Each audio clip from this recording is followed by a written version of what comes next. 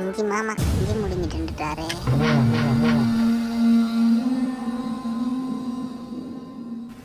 என்ன புக்க உனக்கு இப்படி ஆகிட்டு?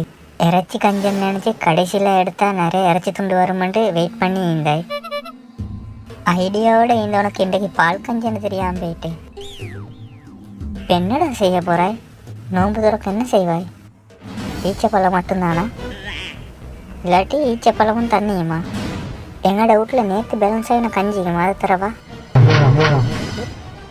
ஐயையோ, அது பழசாகிக்கணும். சரி, நான் வீட்டுக்கு வாங்கி போகிற சோட்டிஸில் ஒரு சோட்டிஸை தரேன், அதை வச்சு தரேன். ஆண்டவா, இவன் நோம்பு துறவுக்குள்ள கஞ்சி நினைவே வரக்கூடாது. நல்லா சம்சார புக்கு என்னோட வீட்டு முன்னுக்கிற தட்டில் வாங்கினது. இந்தா வச்சுக்கோ. சம்சாவோட மட்டும் நோம்பு திறந்துக்கோ.